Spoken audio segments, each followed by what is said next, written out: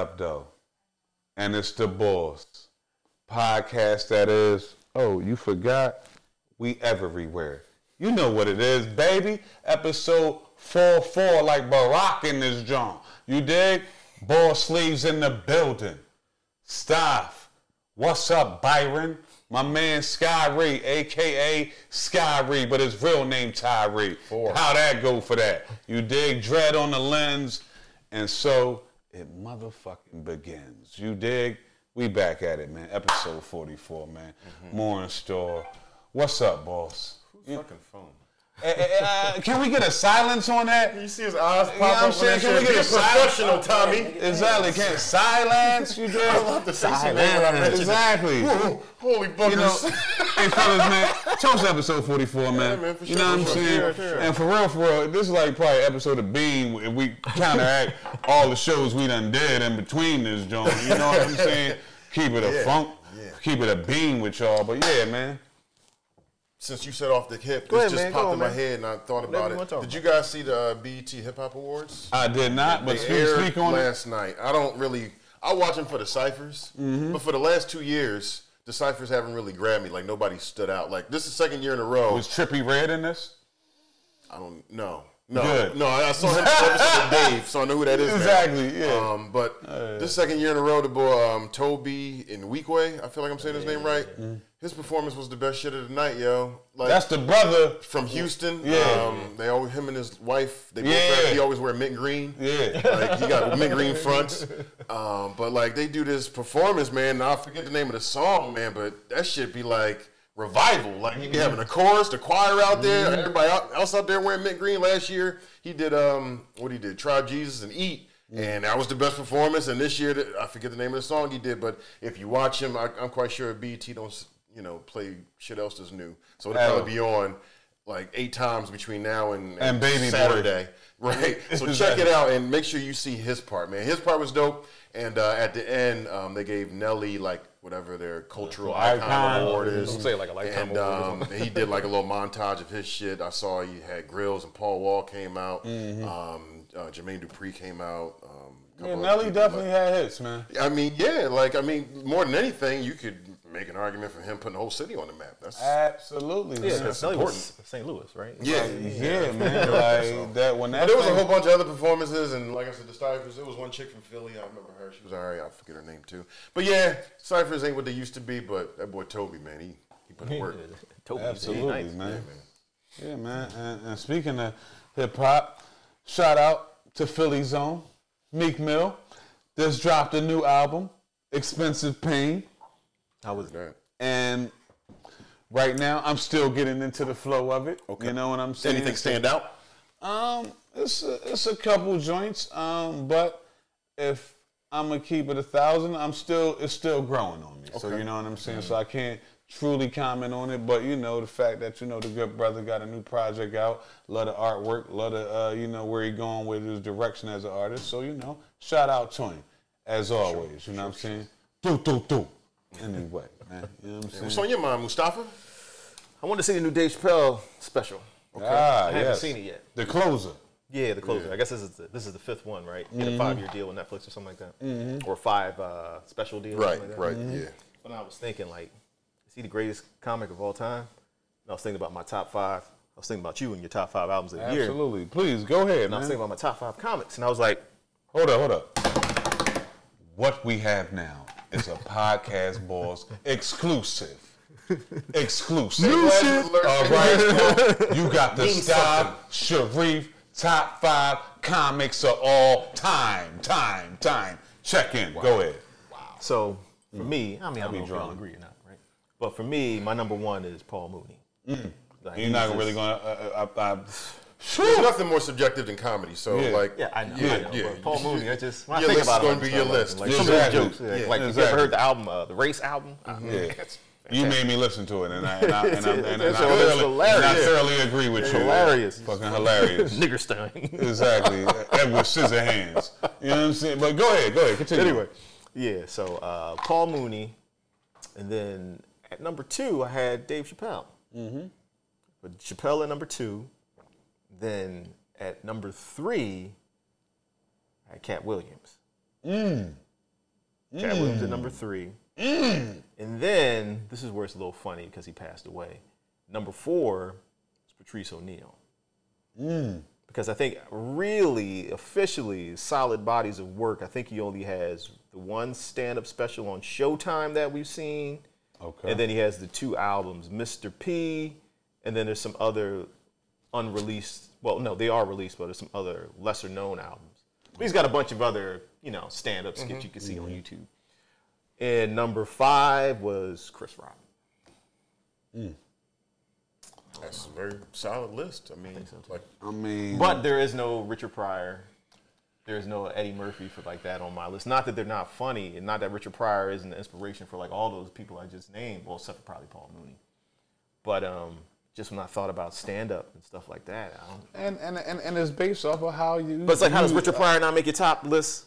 I mean, not. But that's your list. Yeah, I know. That's what I said. So that's subjective. That's your list, and that's how you feel about that. Because in that, I don't got to give a top 5, but I'm just going to give like what 2 comics now that I could say in my life now that truly affected me the most, and like I act this way and feel this way every day.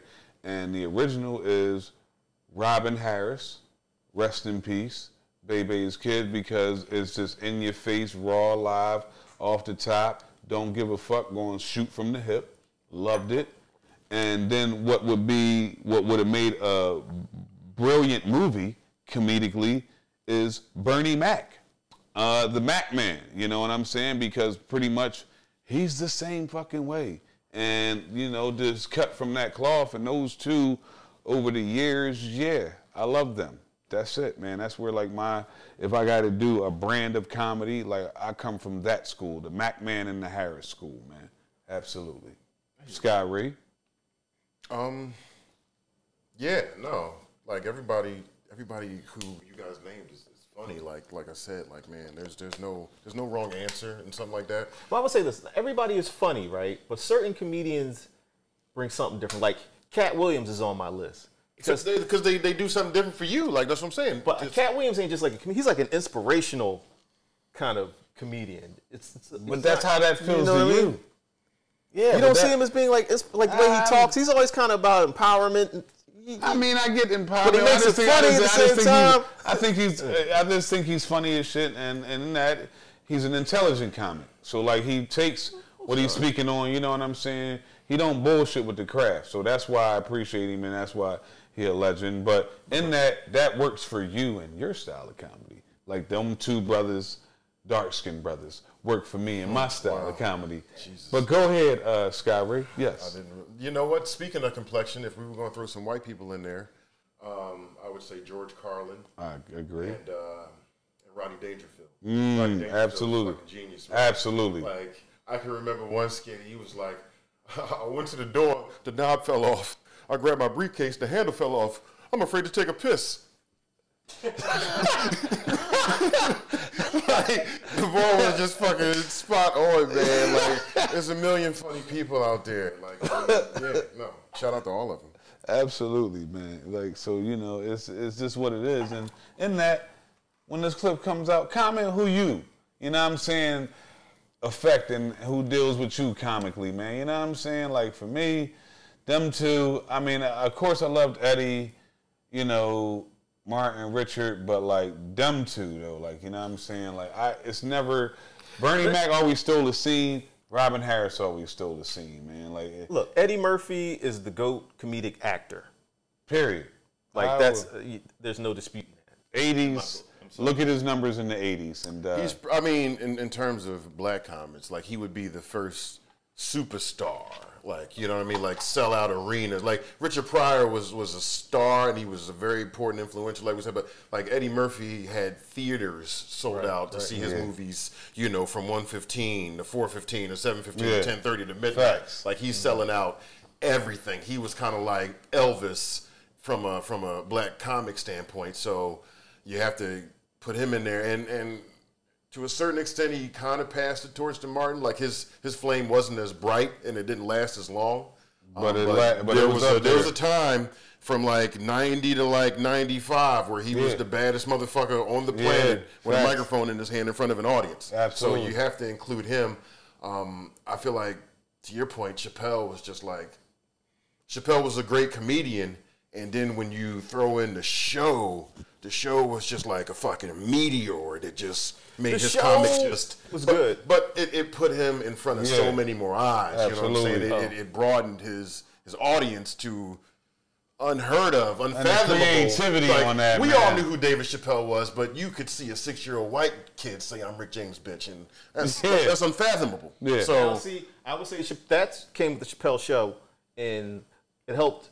It went to higher heights because of some of the co-stars and their stories on the show. Like, if you had to choose between only being able to watch the Chappelle Show or only being able to watch Martin, that's what I'm saying. Like, if it's like, and that's just Martin alone. The fact that the man plays his neighbor that has a crush on him I and his own mother, answer, but it's not an easy choice. Because, if I may, and this is wild because I'm definitely a Martin fan, but if we got to be honest about that, truthfully speaking, it's Chappelle Show because longevity-wise, how many seasons Chappelle had? 2. It was only 2? Yeah, the third was kind of, he wasn't involved in it. Yeah, that's why it was like a comet, man. It just scorched the earth. So it's the same thing with Martin. It's 2 and 2.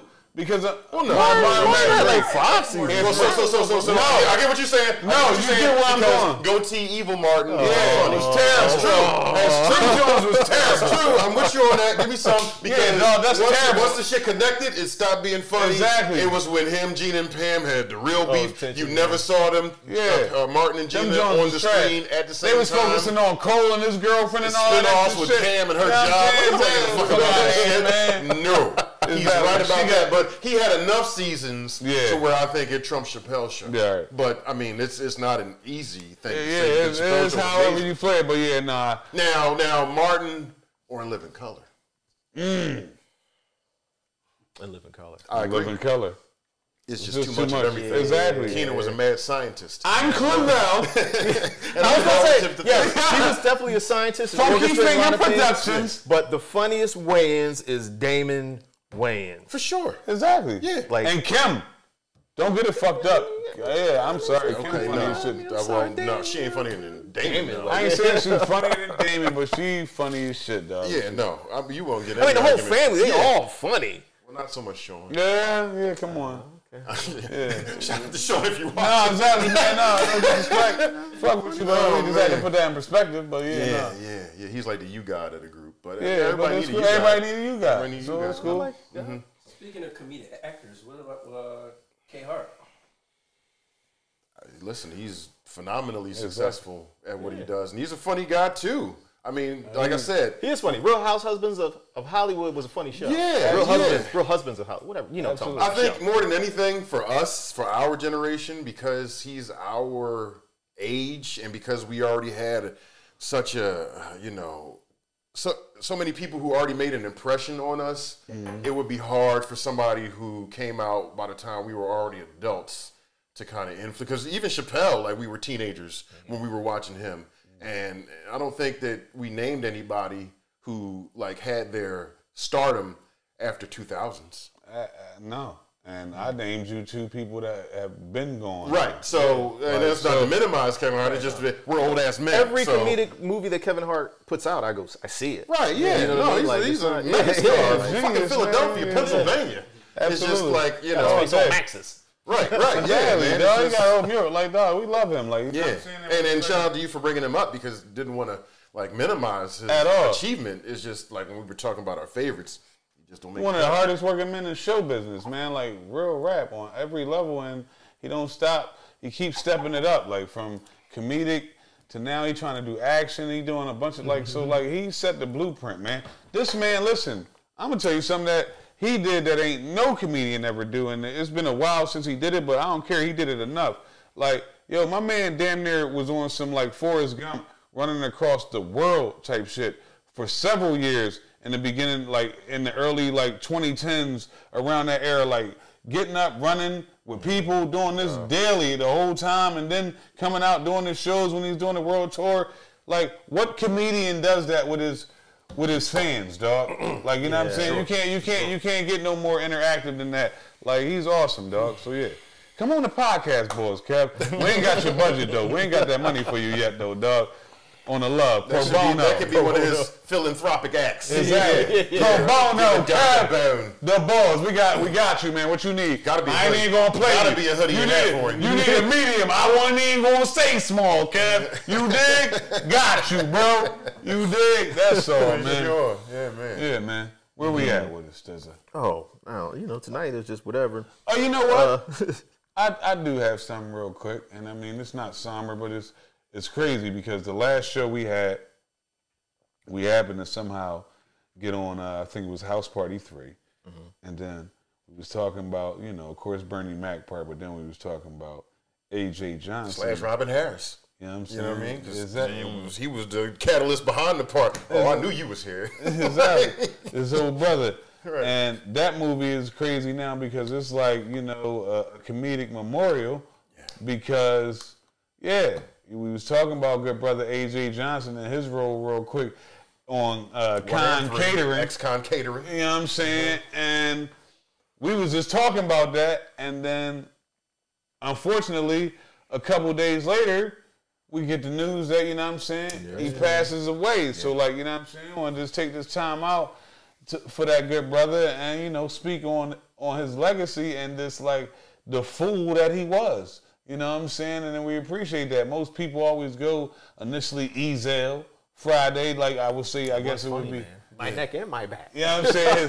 Right. I mean, the one shorty made a whole track off of that and made a musical career. Now that I'm thinking about it, it'd have been extra dope in House Party if they'd have somehow linked Jerry Corbell to Ex-Con Catering. Like, y'all used to clown me when I had the drip or some shit like that. It just made it like the Marvel Universe right there if they'd have put them dots together. Exactly. Man, I was thinking too far ahead. Look, this is how influential that Ezel character was to me, right? To this day, in my head, when I go into the bathroom at work and I see somebody taking a shit, and I recognize their shoes under the stall, I don't say it out loud, but I say it to myself. Steve, you in there taking a shit? You over there taking a shit? Man. But I said it it's like second nature. It's like second nature. Yeah. Dog. Time I'm in there, man. So, dog. And also, a low budget but thorough ghetto classic people's shoes under was I Got the Hookup. You know what I'm saying? That Master P joint, that joint was But ill, you know dog. what, though? I've never seen that. Wow, dog. I remember that getting passed around in college. Exactly. That was it. Dog. Yeah. It's on my Netflix you wasn't in the list. dorm. You know what I mean? If you was in the dorm, you just saw that shit. Yeah. Exactly. That joint. You ain't gonna want to watch it now. It's like too low budget. Like shit. You got to though. For Asia, you gotta watch that joint, man. Yeah, I'll watch it eventually. That's why I put it on my list. When I saw it on Netflix, I was like, I've never seen it. Players Club, Lil Man, you know what I'm saying? You gonna pay all him? them other, I seen them. You know what I'm saying? You gonna pay him, man? Players Club, I saw that in the theater. That's crazy because him and Mac both going. You know what I'm saying? Two players in that joint. So yeah, dog. But we raise our glasses, man. Dark, man. You know what I'm saying? when you sit back and have those funny moments, but goddamn, exactly. It's like, what's love got to do with it, man? That movie's just terrific. It's a story of abuse, but there's so many moments that just chuckle, man. Ike Turner review. Fitting to go on tour with the Rolling Stones. It might be at least once or twice a week. Probably more than that. I catch myself saying, "Damn, Frost!" I say it all the time. God damn. Matter of fact, bring that old cake over here. You know what I'm saying? White man tell her to sing. She sing all goddamn night now, won't she? Now anyway, man. Let's not go there, man. You know what I'm saying? Man. I did enough of that in my day at Lincoln. All right? You know what I'm saying? Recorded that shit. You know what I mean? Nut Bush. Oh, Nut Bush. Anyway, what's up? Like I was mentioning before the show, October, man, there's a lot of sports going on. Footballs, basketball preseason, baseball, playoffs going on, and it's been so rare that it's a good fight coming on, and it's the trilogy, the third fight between Deontay Wilder and Tyson Fury. Saturday. I remember the first fight, Deontay caught him with a right and stretched him in the 12th round, and then he rose like the Undertaker, and they wound up fighting to a draw. His face was like, yeah, he was like, it's like you saw it. He had the WWE look like he was supposed to. That ain't never happened before. And it really didn't. And then the second fight, like Tyson Fury just beat his ass. Yeah, and, strategically. his Deontay Wilder's trainer, Mark Breland, who's one of the most accomplished amateur fighters in the history of Earth, threw in the towel, and Deontay never forgave him. He, in fact, has a new trainer. Supposed to go out on his shield because he's a warrior. Yeah. I don't know that I expect anything different to happen. I'll pull up the bet just so you guys, if anybody out there is interested in laying some money. Tyson Fury to win by decision is plus 300. What that means is that if you bet 100, you would win 300. I kind of think he's going to win by knockout, and these odds, he's minus 110. So you think for a knockout? Deontay ain't been training? No, I suspect he's been training a lot, but he can't beat this dude. Like, he gave him his hardest shot, and he rose. Wait, because they're both, Deontay Wilder's 6'7", right? Thereabouts, yeah. Fury's 6'7", 6'9". right? 6'9". Yeah. Fury came in. Big man for sure. Big man for sure. Yeah, Fury's heavier, too. Deontay Wilder usually comes in between 225, 235. Fury was like Fury's like 250, 250, 260, 270. I'm taking your best shot, lad. Yeah. You understand? Now, if you want to bet on Deontay For that periwinkle blue. to win by decision, he's 20-1. Now, So and that'd be a hell of a thing. And other news, and I'm gonna thank our Logan brother for this, but I'm not gonna name him fully. But our Logan brother, you know what I'm talking about. He mentioned something that is completely different, but I don't know. I mean, Deontay is a hell of a fighter and all this, that, and the third. He's a hell of a puncher. But if you Google and check YouTube, he has a moment where he's like, as a grown man and as a boxer, he was twerking his ass off. Yeah. What? Look it up. Deontay Wilder twerking. Why? You're too big for that, man. You're a big motherfucker, man. I can already know he went ham savage when he was telling you about that. I can already hear Riley. What are we doing here? Yeah. All right? I mean, twerking or no twerking, it don't look good, man. I can't see. Well, he's got a right hand. When you have a punch like he's got, you're always in it. You always got a chance to win. Fighter's chance, absolutely. But like I said, Tyson took his hardest and, came back and wanted more and completely beat him unquestionably the entire fight the second time. So there's no reason for me to think that Deontay would do anything different. So this is your Stone Cold lock of the week. Talk to him. Tyson Fury, probably by knockout. I'm against that. I'm with that. I don't agree. No? Why not? Because Deontay Wilder is going to prove to us that he is a true champion. Okay. He's going to win the title, lose the title, win it back. Okay, it happens. It happens. True champion. He's in there training, working hard. And guess what? Make a bet. And guess what? I don't got no stake in this because I lead the fighting game for these good brothers. Talk basketball, football, I get you on that one. But this one I lead to them. But in that, if the first fight, you gave me your best shit and I rose up and then I came back in the second joint and whooped your ass, I'm going to go with the fact that I'm going to whoop your ass again because I don't give a fuck about your best punch because I took it.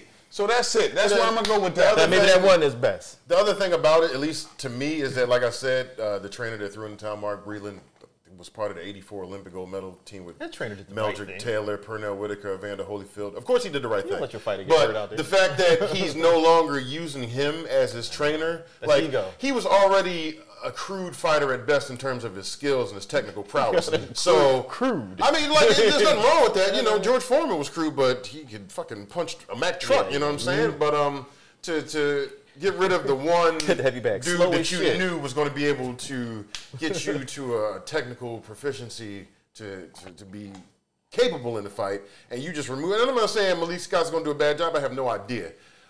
It just seems like a bad look. That's ego. His ego was hurt.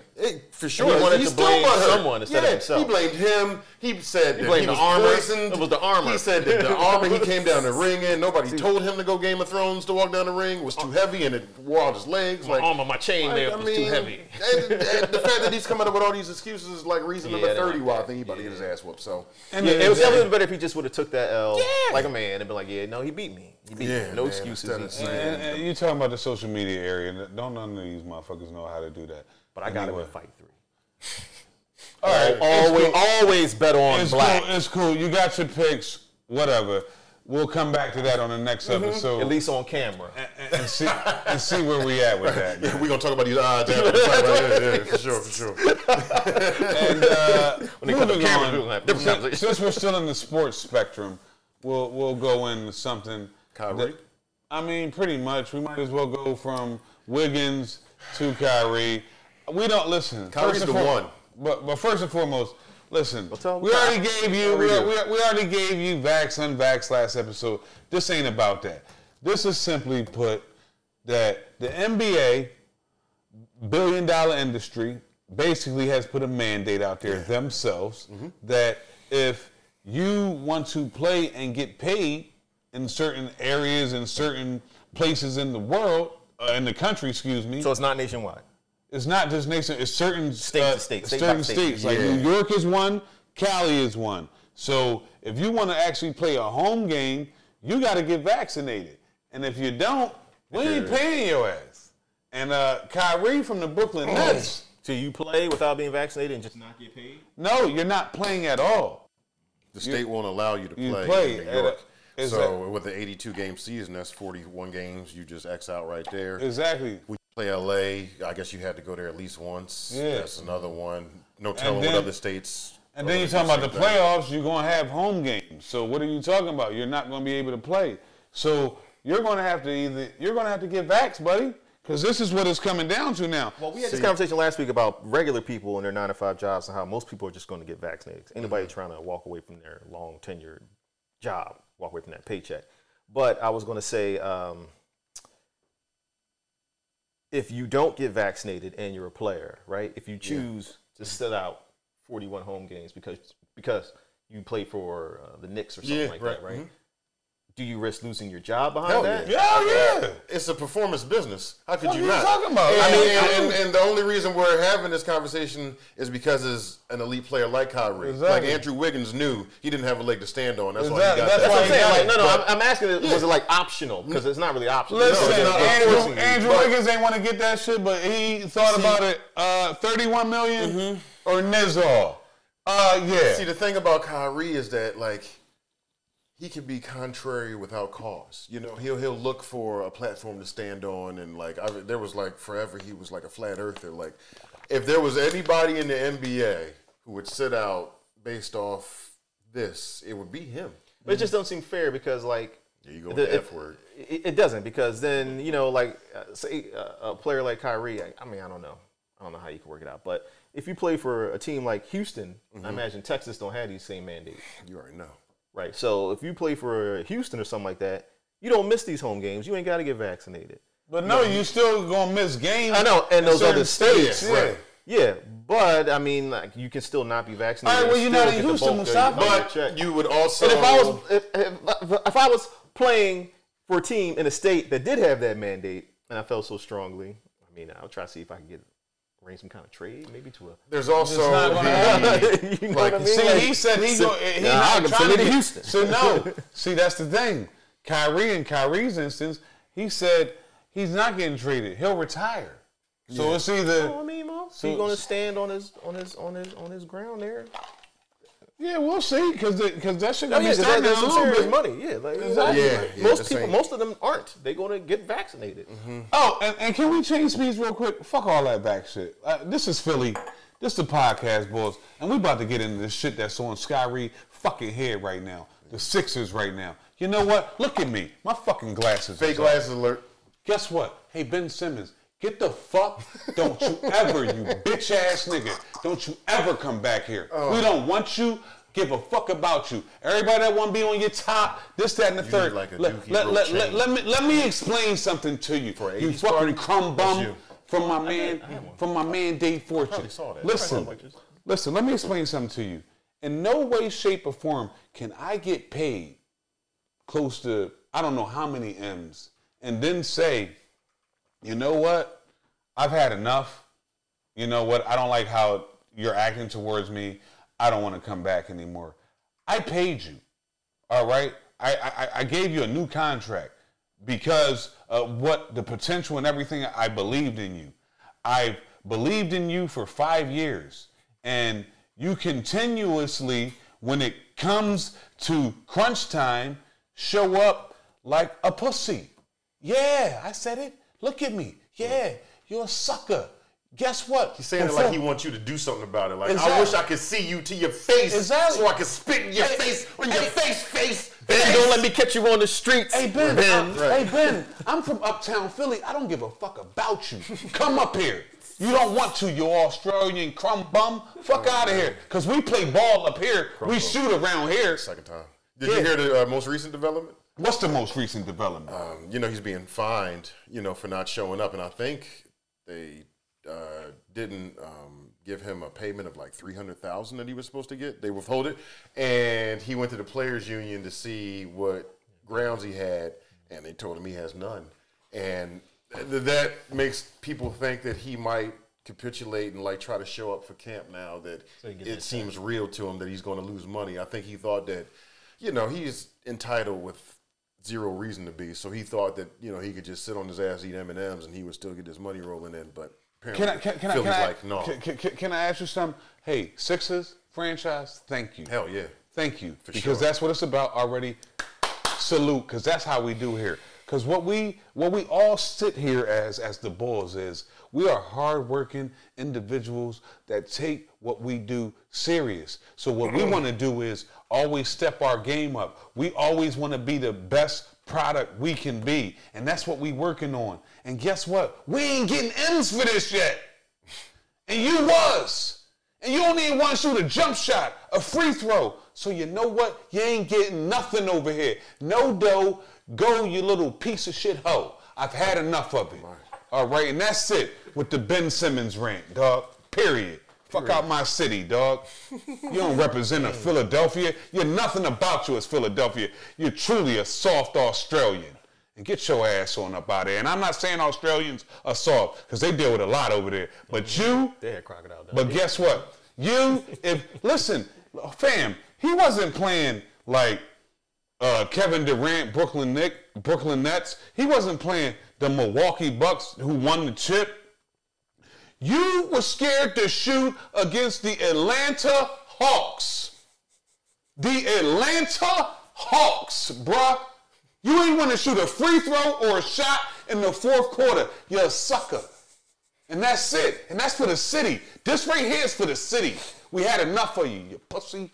That's enough, man. I'm what he done. said. No, you know what I'm saying? That's it, man. Wow. And this the Bols, man. I hope they trade him Labor Day. Like, I hope he sit the whole year and they trade his ass in September. You got a problem? Just come chill. follow the Bols, Yeah. please. Labor Day. DM me. Listen, guess what? I guarantee you I shoot 2 J's in your face and I make them, you sucker, because you'll shoot it in a pickup game when nobody's around there. And lastly, I'm not done yet. And lastly, fam, from me to you, don't nobody want to see your summer league workouts ever again with you shooting against niggas in pajamas, all right, and not doing nothing. You shoot that, and then you don't shoot a damn thing in the league. You dig? In the league, because you're a sucker. Get out my city, man. Seriously, man. I'm sorry, man. It's been on me, man. It's been on me, dog. I hope that just felt therapeutic. You know what I'm saying? Absolutely. Come for me later, man. I don't care. You know what I'm saying? Everybody else that want to kind of beat around the bush and kind of be on board top and be politically correct, I ain't got no ties to you. I can give a fuck about you. You understand? Because I'm a baller, and I come from the city of realness, and we don't do that over here. So get your punk ass out of here. All right, man. It's been the Bols. It's Sleeves, man. I'm sorry. I lost it a little bit at the end, but when it comes to that type of sucker shit, I can't let it happen. Not in this city. What we represent is hard work, dedication, and that's just what we're going to do till we go upstairs. And if you ain't about that, get the fuck out of here. The Bols staff in the building, a.k.a. Byron, my man Tyree, a.k.a. Skyrie over there. Dread in the back panning, episode 44 in the building, more to come. Merch, you see it all day. Shout out, hold up real quick, you know what I'm saying? Shout out to the cancer folks. You see the baby pink right here, man. This for y'all out here. You understand? For this month. You dig? We everywhere. Cop up. You dig? And also, go to the YouTube page. You dig? Like and subscribe. And join the Podcast Bols tribe. I'm out of here, man. This is what we do, man. We everywhere. You dig? All day, man.